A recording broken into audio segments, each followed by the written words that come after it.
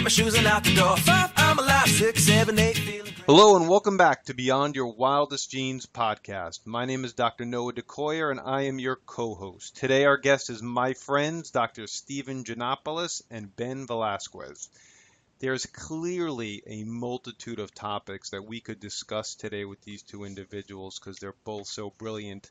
But we're going to keep it to essentially a topic on the brain and our brains in rehabilitation, in aging, healthy brains, concussed brains, and anything that surrounds brain health. So how are you guys doing today? Very good, Doc. Thanks for having me on. We're doing great, Dr. Noah. Thanks for having us both on. Great. So I'm going to do a miniaturized version of your bios because they're so extensive, and then we'll dive right in. Dr. Stephen Geanopulos, affectionately known as Dr. G, is a speaker, writer, and leader in the world of functional neurology and functional medicine, and is quickly becoming one of America's leading experts in lifelong optimized living. His experience and clinical approach has proven that diminished health and vitality can be reclaimed by just about any proactive person at any age. His three main areas of focus are brain health, metabolic health, structural and functional integrity and optimization. Ben Velazquez is an award-winning, nationally recognized and sought-after strength and conditioning coach, personal trainer, and physical fitness advisor to professional athletes and corporate executives. Ben has consistently demonstrated abilities in assisting clients to improve their peak performance and achieve desired results, applying strong assessment, analytical, motivational, interpersonal skills. He possesses a sixth intuitive sense in evaluating individual ability, then determining suitable corrective action for an overall improvement. He has delivered over 200 seminars to over 1,000 sports professionals. Ben is fluent in Spanish and is regarded as a diplomatic, no-nonsense, get-it-done-now and get-it-done-right professional when dealing with people and projects. He is recognized for work ethic, motivation, and a commitment to sports excellence. So guys, let's dive right in, waste no time. When we talk about some buzzwords here like concussion, Parkinson's, Alzheimer's, CTE, brain fog, neurodegenerative diseases, etc., super hot topics, each one. Why do you guys individually think that all of this is kind of bubbling up in the forefront of everybody's talk, whether it's a functional medicine doctor, physical trainer, football, soccer, what's going on? Dr. G? Yeah, I'll jump right into that. Basically, it's the cultural conversation going on right now. It's not only is concussion basically just at the forefront of what's going on with our children, with our military, with our heroes, our athletes. But understanding the brain is the final frontier, right? The decade of the brain that was coined in the 90s when the first Bush administration devoted a ton of money to understanding the brain better. That never stopped. That decade keeps going. It's the longest decade. And the amount of money put into understanding the brain is astronomical. In 1996, if you took everything we ever knew about the brain from the beginning of mankind till 1996, you could fit it into a pretty big 6-ring, loose leaf binder. And now you would need semi-trucks, multiple hundreds of semi-trucks with the paperwork that would be the equivalent of the knowledge we have now about the brain. And I would probably say that we're probably understand it at we probably understand it 2 to 10% of what's really out there. So there's so much learned and so much to learn when it comes to the brain. And I'd say Ben and I, we're a unique combination in that we started practicing together based on brain injury and what he was seeing in the world of professional athletes, what I was seeing in the world of functional medicine, functional neurology. And we kind of put our heads together on developing a brain-based program that would address people who are dealing with injury, or dealing with high performance, or dealing with degenerative health concerns. Because the brain is the brain. If you understand how it works as it relates to the rest of the body, then you're at an advantage of helping someone thrive, pretty much. Ben, you got anything to add to that? Yeah, no, I mean, I think you hit it right on the head. I mean, I think obviously there's a lot more media attention placed on the brain now, and I think that stems from the concussion discussion and everything that's out there in the news in the last 5 years. But also, I think there's a big movement to biohack or to brain hack and to, kind of optimize what function we get as we age from the brain. And this is coming from some of the most influential people in industry, in medicine, et cetera, et cetera. And that starts a conversation that leads to a lot of very good discussion as well. So I think those two combinations have kind of brought the brain to the forefront in the conversation. No. Yeah, I'd say I'd add to that, Ben, that the main I think people are just coming around to the idea that my profession, the chiropractic profession, has been talking about for 120 years, and that is that the brain or the central nervous system controls everything, and we're finally culturally getting to the understanding that if you can make the brain healthy, or if you can optimize the brain, or if you can remove interference with the brain, then everything functions better. Your digestion functions better. Your liver functions better. Your immune system functions better. In the late 90s, if you asked any physiology professor at any top grade medical school, what's the connection between the brain and the immune system, they would have said there is none. Mm-hmm. And now there are textbooks written on the subject. So, information is coming at us. It's changing. It's rapid. Now, Ben, from a physical, and I'm going to ask you for more of a functional way, Dr. Steve, in a minute. From a physical standpoint, what happens when the brain is concussed? Like, what's the mechanism?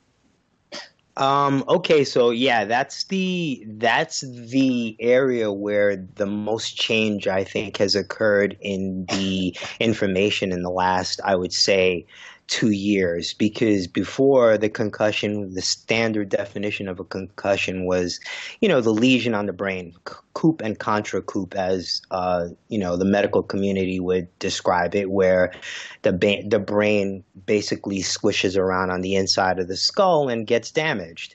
But now the definition is so much more broad in terms of the subconcussive trauma, as well as a major event, and what the symptoms are, and what the short and long-term ramifications are. So from a mechanical standpoint, which is the way that I look at it, basically I look at it like anything that compromises the ability for the central nervous system to function as it should, meaning, for the brain to know what the body's doing and for the body to inform the brain what it's doing. Anything that compromises that, in my opinion, will give us the same symptoms that, what you would opinion an old concussion would be defined as. Okay. And functionally, what's happening to the brain in a concussion, Dr. G? Well, I mean, functionally, you're going to have a disconnect between the brain and the body as far as its awareness of where it is in space. And there's a lot of reasons for that. I think when the brain, the old way, like Ben stated, the coup contra coup is kind of like exactly where the brain had actually been bruised, right? If I punch you in the arm, if I punch you in the shoulder and it creates a bruise, you're asking, where in the brain does that bruise exist? But the brain is really a lot more fluid than it is. It's not as static. If it's basically at the consistency of like loose jello, and if you have and you have an area of the brain, let's say in the frontal lobe, that strikes the inside of the skull, that's relevant and that's important. But behind that, there's going to be a torquing. If you can imagine, the brain is kind of like this round ball sitting on top of a stalk, a thin stalk, and that's the brainstem and spinal cord. So all concussions are going to have this kind of rotational component to it, and that rotation is going to impact everything from the brainstem all the way up to the area of the frontal lobe that struck the inside of the inside of the skull. So you have central lesions, or you have central dysfunction, you have peripheral dysfunction, you have a dysfunction at the frontal lobe, you have a dysfunction in the brainstem, you have a dysfunction where in areas that are just not even close to where the injury occurred. And that causes a disconnect between the brain and the body to the point where an athlete is 4 times more likely to suffer an ACL tear after a concussion than if they didn't have the concussion. And of course, the ACL ligament is in the knee. Matter of fact, that statistic is true not just of the ACL, but it's true of shoulder damage, it's true of ankle damage, it's true of a lot of different areas. So to isolate the injury to being a head injury and waiting for head pain to go away is kind of nonsensical. Functionally, you need that athlete or that person to be symptom-free, of course, but it doesn't end there. What is their state of function before the injury, and how does it compare after the injury? And I don't care what the symptoms are, if they can't perform tasks, to a degree that they could before the injury, they may not be ready to get back on the field. Right, makes total sense. Now CTE, we're hearing this with football. Is concussion and CTE synonymous? Are they two different things? How do we distinguish between those two? So the best way to understand CTE for the layman is, as Dr. G pointed out, you think of a ball of jello, hard jello being the brain, and it's basically in a bucket of fluid. But this fluid has to move all through the body, the CSF, the cerebral spinal fluid, and it has to move. The only time it doesn't move is when you're dead. And what they're finding in research now is that the beginnings of CTE are basically a stagnation where that fluid should have been moving. So, and that stagnation begins to lead to a plaque formation, and that plaque formation leads to CTE. So is CTE synonymous with what we believe to be a concussion? No, not necessarily. CTE is synonymous with a lack of flow. And it could come from trauma, or it could come, as Dr. G said, from a combination of things. And maybe a dysfunction that wasn't necessarily a trauma. Dr. G, I was just listening to Dr. Perlmutter interview Dr. Breslin. I can't remember his name, but he was saying I may be going way off topic, but he was saying that it's very likely these plaques are like a protective mechanism that the body's doing to literally protect the brain. Does that sound correct or even accurate? Yeah, I mean, I think degenerative changes in the body, and you could even put lump arthritis into this. We know that arthritic changes in the joint are the body's way of trying to stabilize an unstable joint.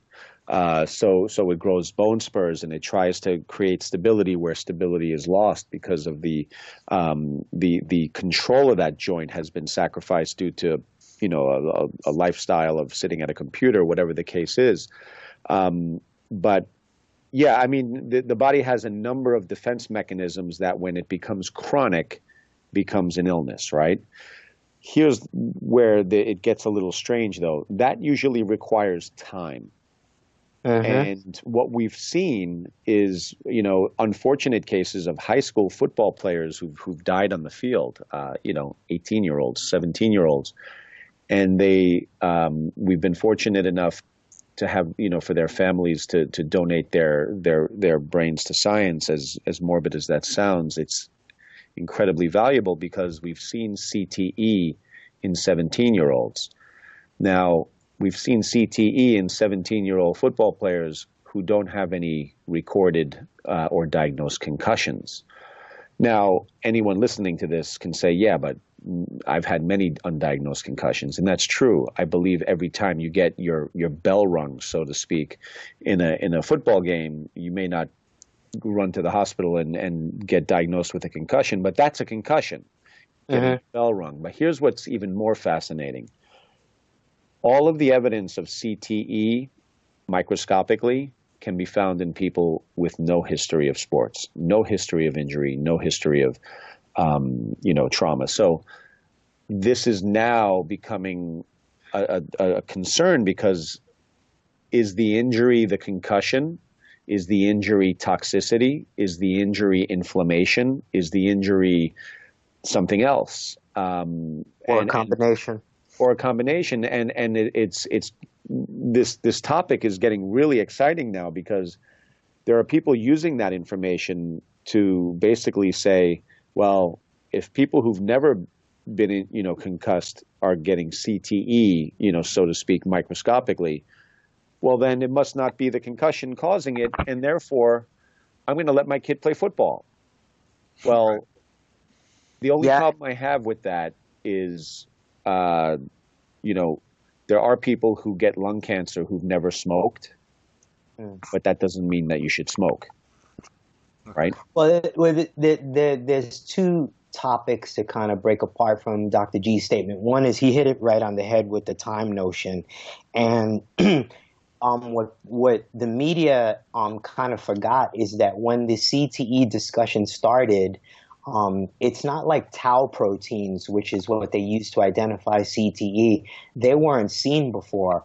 They were seen, and the doctors, the medical examiners that looked at this stuff, the forensic pathologists, they said, we don't see this unless it's like an 85-year-old brain. So it wasn't something new that he discovered. What he discovered was the quantity, and in athletes that were very, very young that shouldn't have had that kind of damage or that kind of like that condition in their brain at that age. That's what differentiated it. But as Steve said, it's not something new. It was identified before.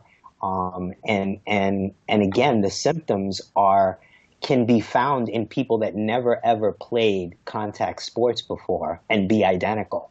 So is it a concussion, or is it, as Dr. G said, is it a global inflammatory response to many different factors?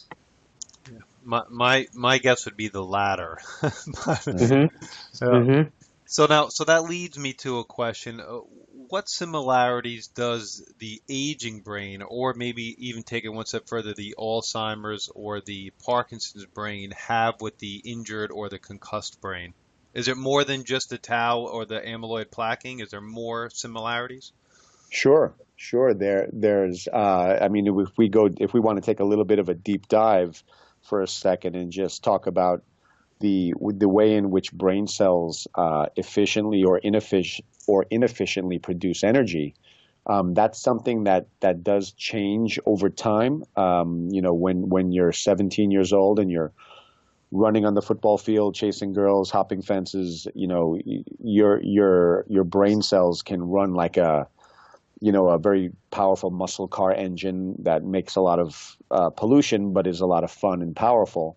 But if that same physiology is true when you're 40, 50, 60 years old, well, then the pollution associated with that kind of physiology or energy production, what we call oxidation, starts to take its toll. It starts to, the oxidation or the pollution inside the cell based on energy production kind of pokes holes in things, to making all the membranes leaky. They inefficiently produce energy. They start to fail in their energy production. Whereas if you were to switch from a muscle car physiology to like a Tesla or a Prius type of physiology, where you're not making a lot of pollution, you're getting 50, 60 miles per gallon like you get in a Prius. That is more favorable physiology to an aging brain. And our diet and how we use food will determine if we're functioning like a polluting muscle car or if we're functioning like an efficient Prius. When you're a young athlete on the track and doing stuff in the field, you want to be a muscle car. But as you get older, if you keep on feeding your body that kind of muscle car fuel, the pollution will take its toll, and you will age more rapidly than you probably should. And you can't leave the Prius in the garage either. You have to take the Prius out on the highway. All right, so that perfectly leads me into my next question, because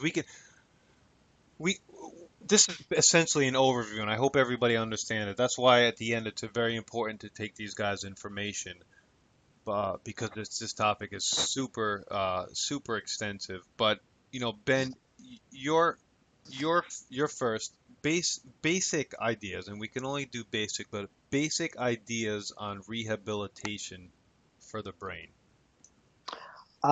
Basic ideas for rehabilitation. See, so my specialty is the mechanical component, and that's why I've teamed up with Dr. G, because I believe that, we deal with high-level athletes and concussions, those type of brain injuries. And for me and for Dr. G, every concussion has a mechanical component, every concussion has a neurological component or vestibular component, and every concussion has a biochemical component. So Dr. G covers the last two, and I look at the mechanical component, and I look at how can exercise help to rehabilitate an athlete that's had major events or multiple subconcussive events and is either asymptomatic or symptomatic, and how can exercise help a group of athletes to mitigate the risk factor that are going to play contact sport no matter what. And I look at it, first of all, you have to look at it globally. So you have to respect the fact that the concussion or the injury doesn't happen from the shoulders up. So it's not a neck up injury. As Dr. G said, you have a 4 times more likelihood of getting an ACL tear if you've had major concussion or multiple repetitive concussive trauma than if you didn't. And the reason for that is because, again, the body works globally. So I look at it like, okay, an athlete comes in and wants to rehab. I want them to be more efficient at carrying oxygen, so the cells get better energy. And then I want them to progress to the point where they're increasing what I call their neurological capacity. So their ability to do more complicated movement that eventually will put them onto the field.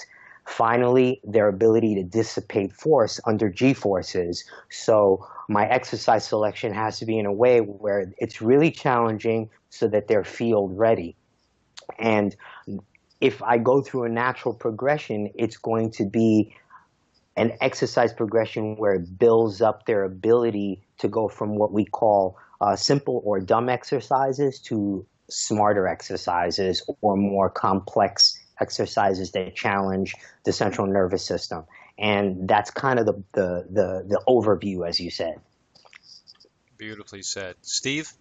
Yeah, I got to jump in there because Ben just hit on so many important points that I don't want to gloss over. First of all, one thing that whenever Ben and I speak across the country quite a bit, and we work in tandem because we work so well together with our patients in providing this kind of triumvirate of care that Ben often says he thinks the biochemical and the nutritional and immune component that I provide is the most important first thing that has to get done.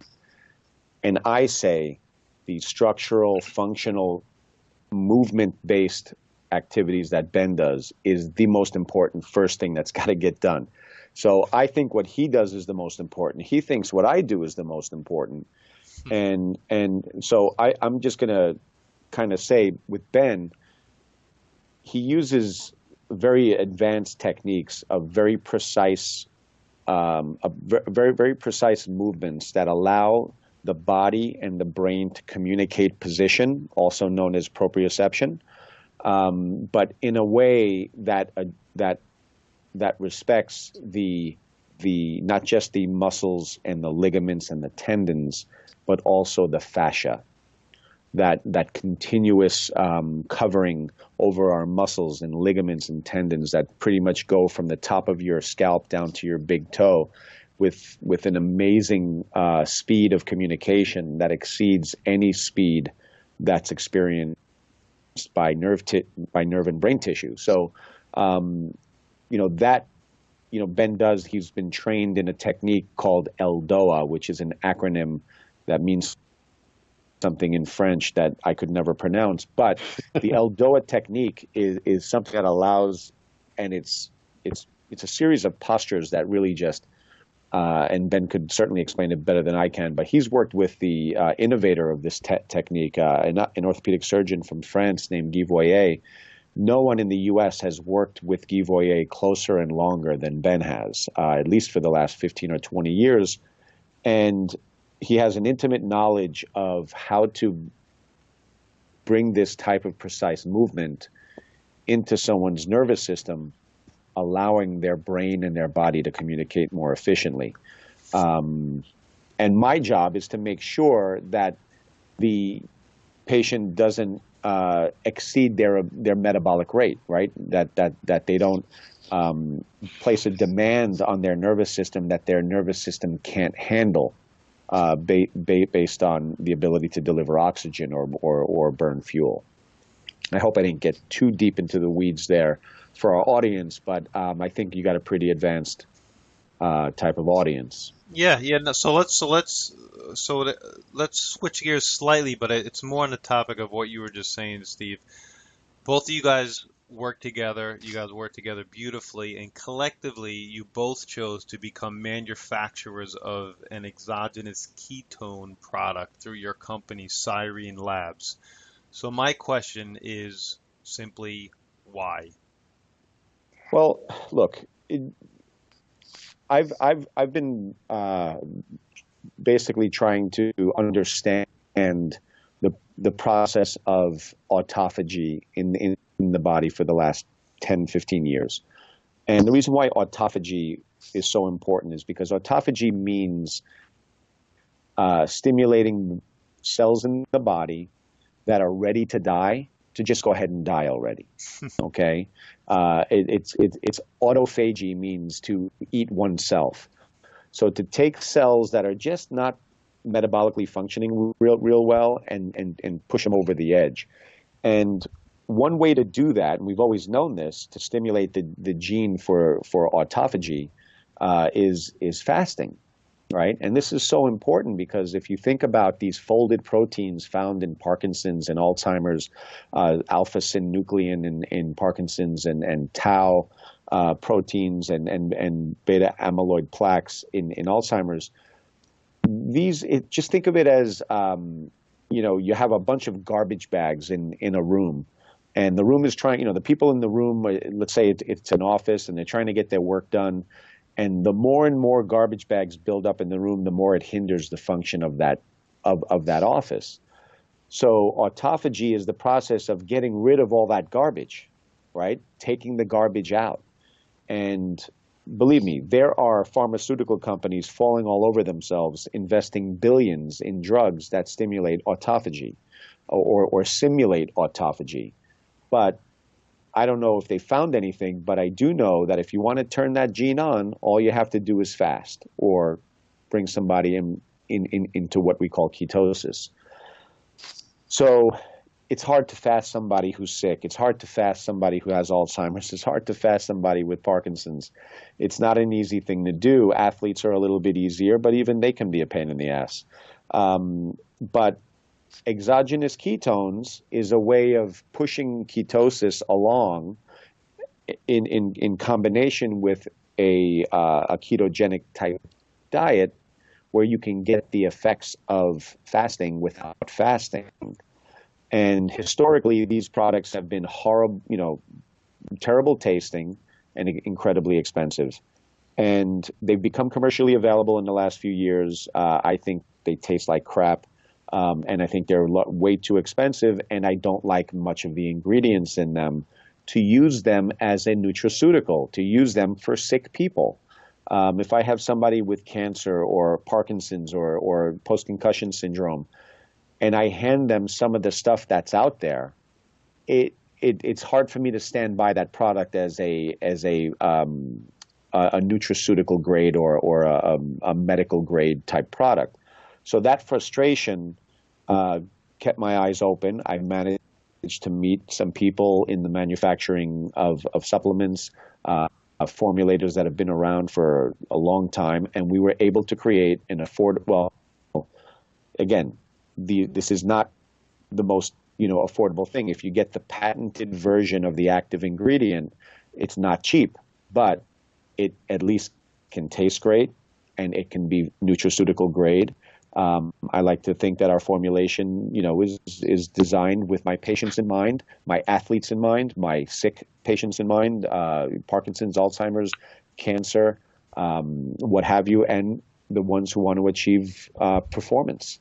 So I thought there was a hole in the market. Everything out there was being marketed like Gatorade, like a weight loss or performance-based supplement, as opposed to a medical food, which is what I think it needed to be. So that's the long story as to why we created it. So Serene Labs produces a product called KetoFX. And we have a doctor's grade formula that has some cofactors in there that help with brain activity. And we also have what I call an attain and sustain formula, which is more in line with what's out there on the market. But again, without the crap and far better tasting than anything else that's out there. Anything to add, Ben, on that?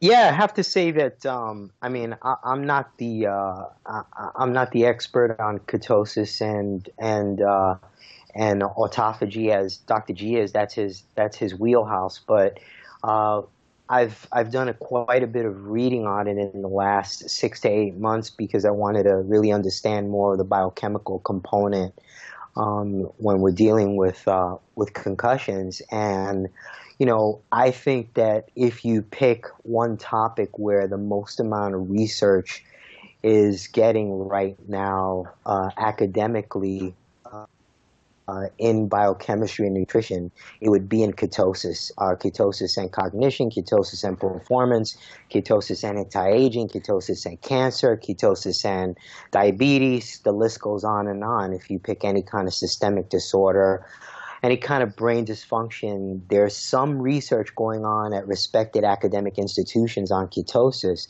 And, the big problem that I found with athletes is that to get them into nutritional ketosis sometimes is an issue because it's not fun. But with the products that Serene offers, it's a lot easier to get in and it's a lot easier to stay in. So that's my 2 cents for all it's worth with that. I could vouch for the product. It tastes great. It mixes well. It's easy to use. So I'm a user. So I support it. So I'm right there with you guys on that for sure. And I have two final, little bit more fun type questions. I guess Dr. G first. Day in the life of Dr. G from wake to sleep. Well, I got to tell you, it's changed in the last 3 days for reasons I didn't expect. But for the most part, I wake up in the morning. I have kind of my own ritual. I like to do a little bit of reading. I like to feed my spirit first. I'd like to say that it was 7 days a week, but it's not. I think I get some good alone early morning spiritual time, probably 4 or 5 times a week, and that's a lot for me. I think it's been pretty consistent for about a year. And what I mean by that is time spent in quiet solitude. You can call it prayer, you can call it meditation. For me, sometimes it's meditation where I'm looking to achieve physical and mental stillness for, 5, 10, 15 minutes, whatever I think is possible. A lot of time it is more spiritual and prayer oriented. But that time in the morning before everybody wakes up in my house and even in the world, it's quiet. I've tried to get that quiet time in the middle of the day, not happening. Forget it. There's not a chance. My brain, I got the ADD brain. As soon as I come out of that meditative state, I am running full speed as far as, I'm getting ready, I'm shaving, I'm taking a shower, I got my podcast that I'm listening to. I got the books that I listen to. I don't waste time. I do commute to Manhattan a couple of times a week. So, that gives me a lot of time to listen to reading material. So I listen to more books than I read these days. And I've been training quite a bit. I've been training for a couple of events that I did this past year, a couple of obstacle course races I've done this year. I just got a challenge to train for a half Ironman. So I do spend a lot of time running, swimming, going to the gym and lifting. And I'm experimenting with some new methods. I'm 47 years old, so I want to do it in a way that's healthy and allows me to maintain my flexibility. But when I wake up, I have kind of like a coffee experience. I used to do like a coconut oil based thing, but now I just go with black coffee, organic, non-GMO coffee. I don't eat anything all day. If I have it my way, I'm going to break my fast for the day around 2 or 3 o'clock. During that late morning, I'm going to drink probably some ketones, not every day, but certainly 3 or 4 times a week. I go to the gym thereafter, and I typically will break my fast in the mid-afternoon. That's the best case scenario. I typically will fast 16 to 18 hours a day on most days, but there are 2 days a week that I will fast 21 to 24 hours. And it's not like an effort. It's not like I have to try to do that. It's really easy for me to do that. Intermittent fasting has been something that's been a joy for me because it's done so much for my brain function, my mental clarity, my flexibility, the health of my joints. So intermittent fasting and kind of living a ketotic lifestyle. And what I mean by that is I don't seek to be in ketosis all the time. I just want to be flexible enough to go in and out of ketosis. And so that's what I do. I have a ketogenic lifestyle without being super strict. I don't need to measure my ketones anymore. I know when I'm in ketosis. I know when I'm not. And I know how easy it is to get in and out of ketosis. Winter months are coming, so I'm going to be doing some more extended fasting because I like it. I've done 5-day fast, 3-day fast, and it's joyful. I really enjoy the process. Whereas prior to doing this in the last 12 months, I probably didn't fast more than 4 hours for as long as I could remember. So doing this has transformed my body. I believe it's transformed my brain. But what I meant in the beginning of this part was when I said in the last 3 days things have changed. I got a couple of teenagers. They're athletes, but they're also driving me a little nuts and kind of, when you have little kids, it's kind of easy, but when they become teenagers, you don't know what to expect. You don't know what kind of phone calls you're going to get, and it throws off your schedule. So they're putting a little bit of a cramp in my style. I understand totally, my friend. Ben, how about you from waking to nighttime? So like Dr. G, I've gone through a little bit of an evolution. My wife and I have a 5-month-old boy, so I would say that the last 5 months have been every day is different.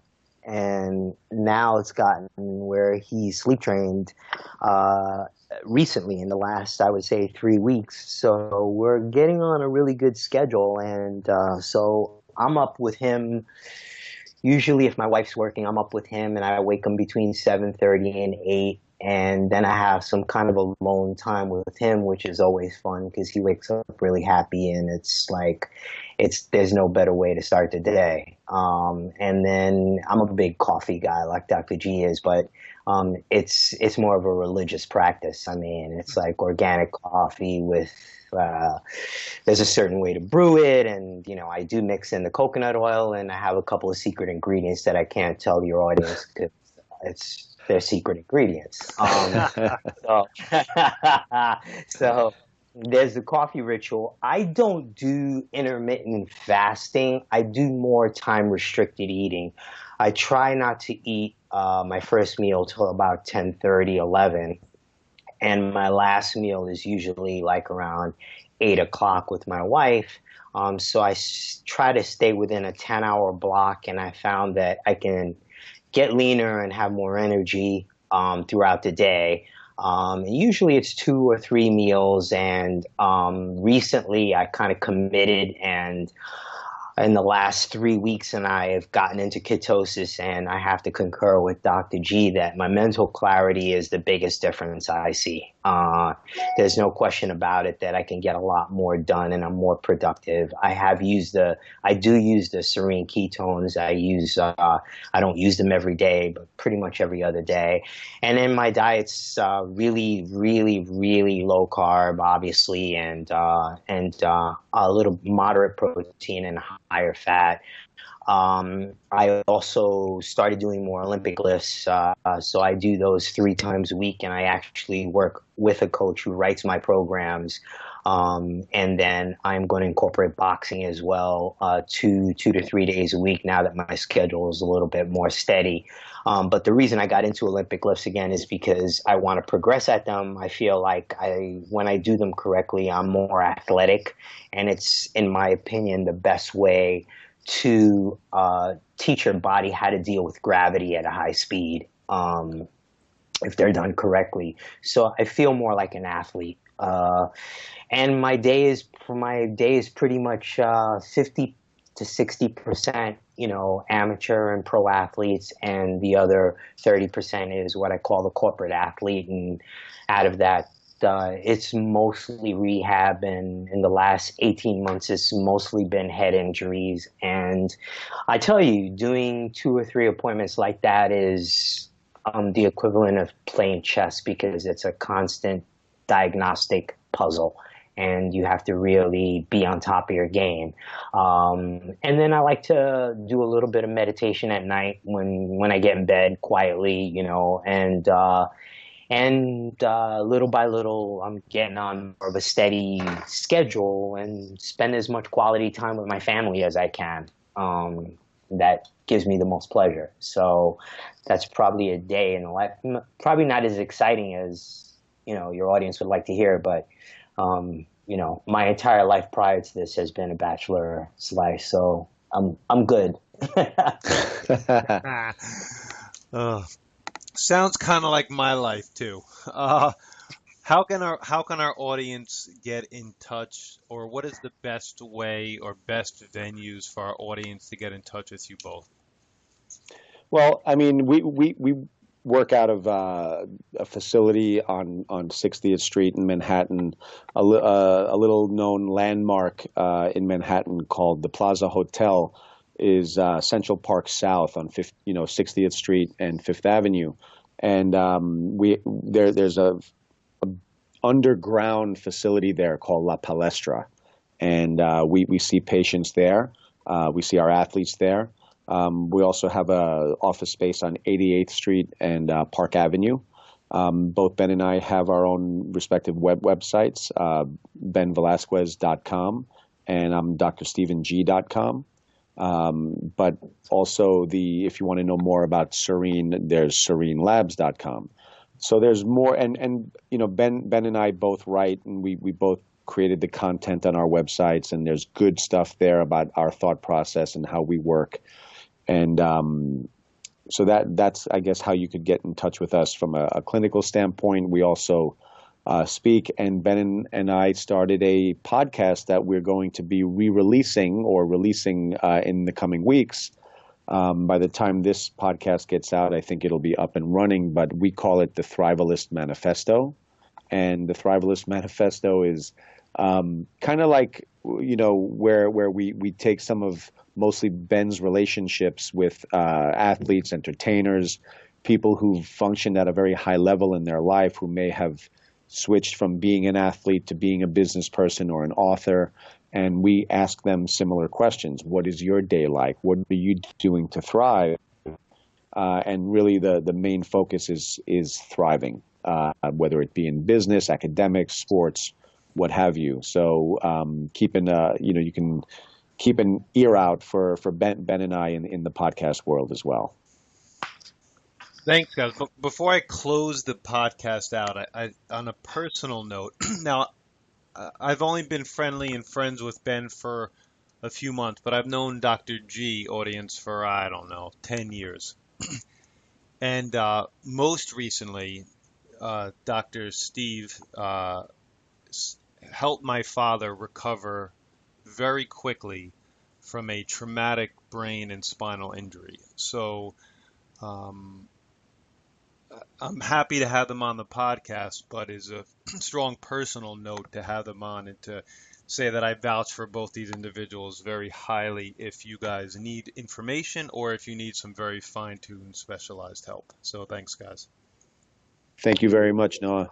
Thank you very much, Noah, for having us on. Yeah, my name is Dr. Noah DeCoyer, your co-host, and you are listening to the Beyond Your Wildest Genes podcast. If you like what you've heard today, please share this with your friends and family and encourage them to subscribe on iTunes. Thank you, and as my oldest son Hayden says, be awesome and never unawesome.